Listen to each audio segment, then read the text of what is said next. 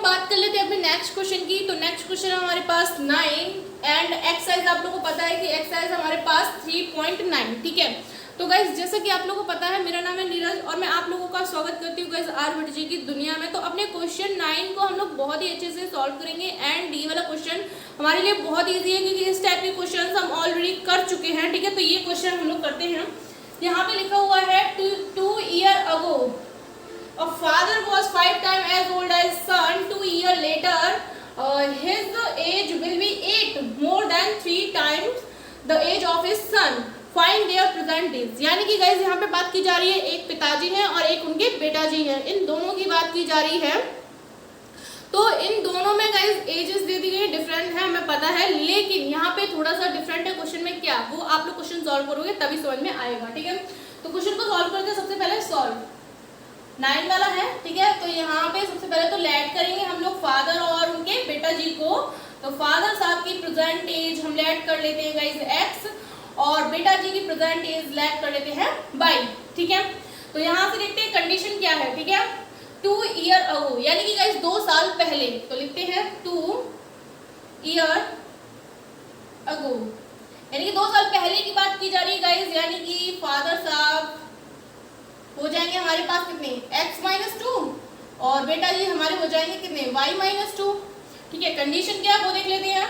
A father was 5 time as old as his son यानी कि father हो जाएंगे हमारे 5 time as old as his son. ठीक है, तो ये दोनों वैल्यूज उठा के इसमें लगा देनी है।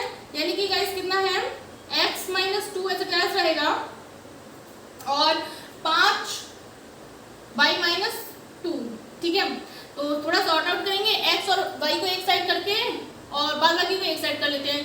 तो x - 5 y equal to guys यहाँ पे 5 2 से 10 हो जाएगा, माइनस का 10 और ये गया माइनस प्लस का 2।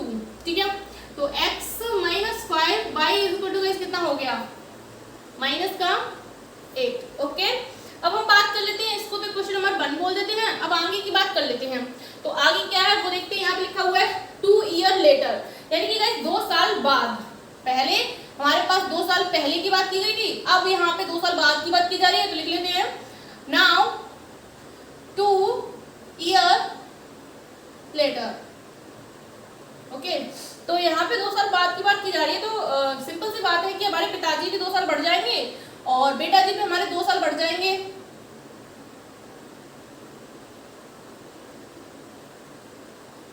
यही हो जाएगा। ठीक है, अब कंडीशन क्या है वो देखते हैं। यहाँ पे age will be 8 more than 3 times the age of his son। Guys 3 times का मतलब तो ये हुआ कि मल्टीप्लाई होगा, लेकिन यहाँ पे लिखा हुआ है 8 more than यानी कि इसमें 8 और जुड़ेंगे गाइस। ठीक है, तो यहाँ पे father is equal to guys 8 more than 3 times अपने बेटा जी। ओके, तो ये कंडीशन बनी हमारी। तो इन दोनों वैल्यूज को उठा के यहाँ लगा देते हैं गाइस। ठीक है, तो फादर जी होगा x+2 और बेटा जी 8 प्लस कितना हुआ 3 और y+2 यही होगा।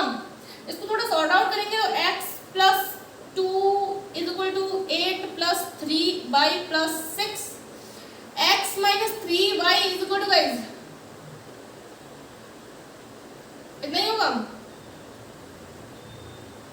Okay, equation number 2। अब क्या करना है, यहाँ पर भी हमारे पास x और y के टर्म्स में वैल्यू है, यहाँ पर भी x और y की टर्म्स में है।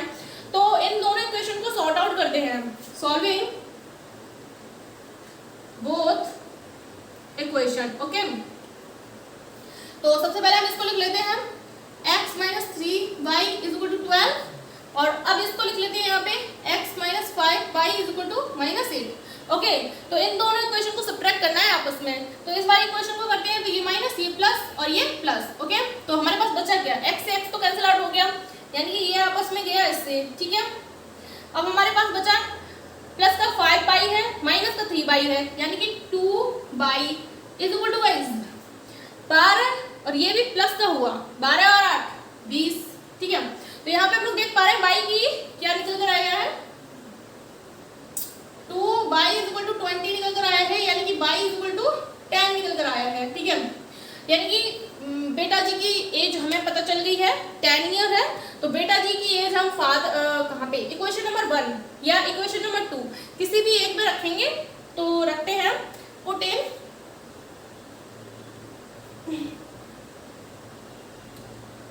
इन सेकंड कर लो या फर्स्ट कर लो, कोई प्रॉब्लम तो है नहीं, तो फर्स्ट वाली कर लेते हैं, ठीक है। तो x तो एज इट इज रहेगा -5 इंटू 10 और इज इक्वल टू गाइस -8, तो x इज इक्वल टू -8 और गाइस कितना हो जाएगा इधर जाकर प्लस का 50, तो यहाँ पे हमारे पास x इज इक्वल टू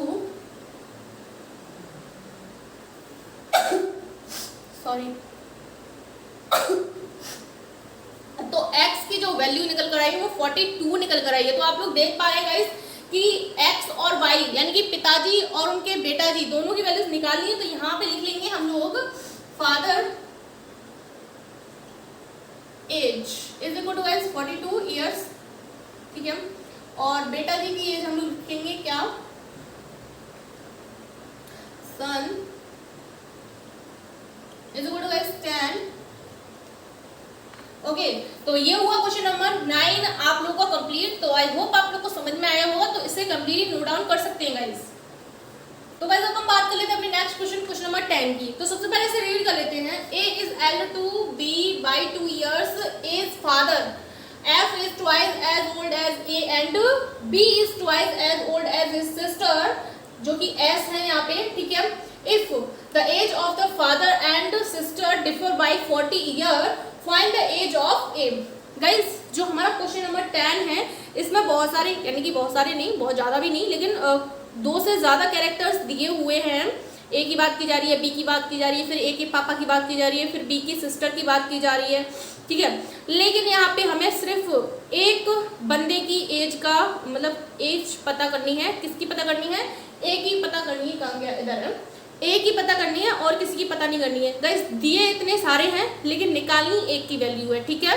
तो सबसे पहले हम सॉल्व करना स्टार्ट करेंगे। तो यहाँ पे लिखते हैं सॉल्व। सबसे पहले हम पढ़ते क्या है, A is elder to B by 2 year, यानी कि ए बी से 2 साल बड़ा है, ठीक है। तो हम पहले लेट कर लेते हैं। लेट ए की जो प्रेजेंट एज है गाइस वो x है और बी की प्रेजेंट एज y है, ठीक है।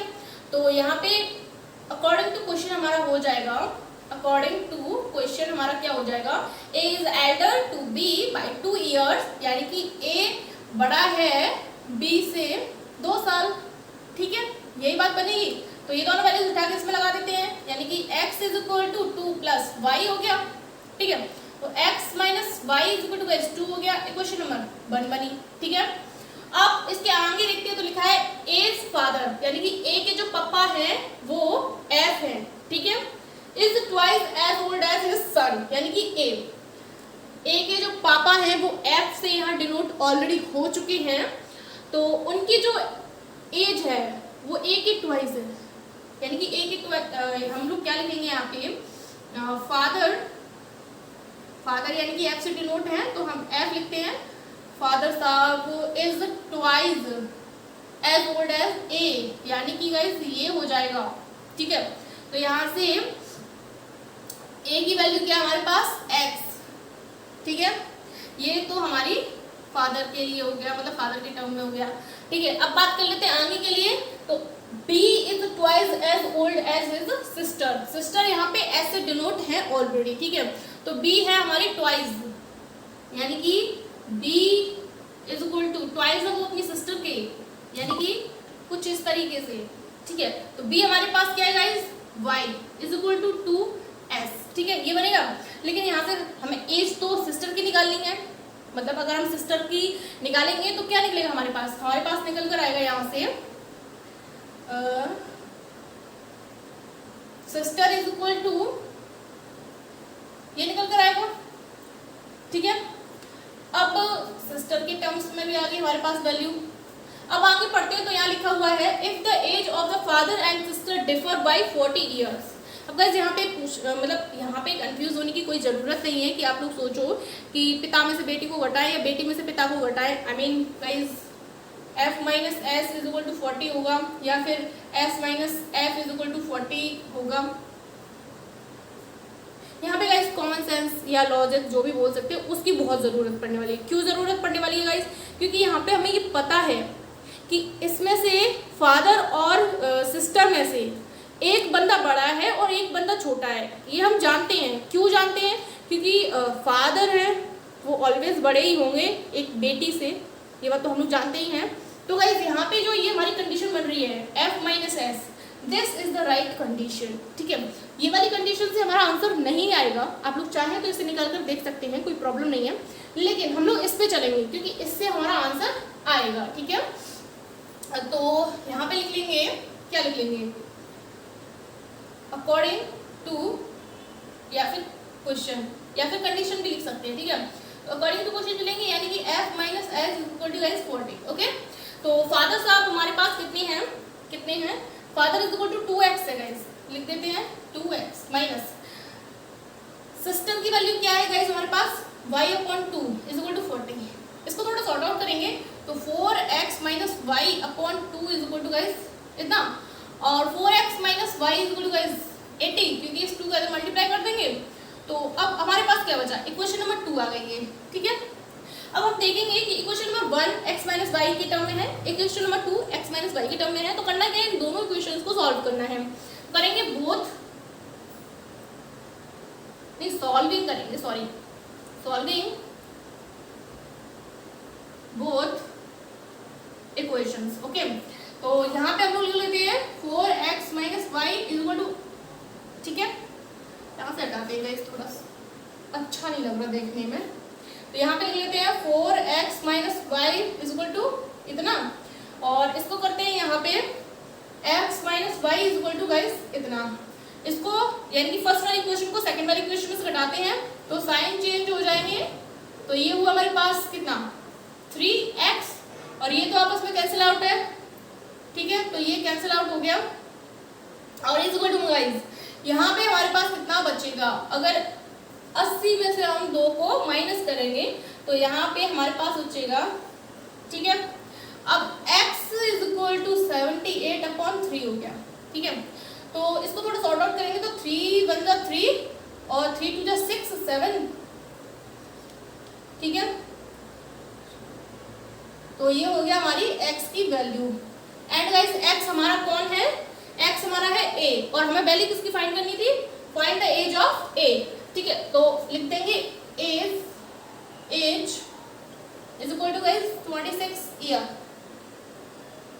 ठीक है, तो ये हुआ गाइस आप लोगों का क्वेश्चन नंबर 10। देखने में बहुत बड़ा लग रहा था, लेकिन गाइस ऐसा कुछ भी नहीं है, बहुत ही सिंपल सा और बहुत ही आसान क्वेश्चन है, जैसा कि आप लोग देख पा रहे हैं।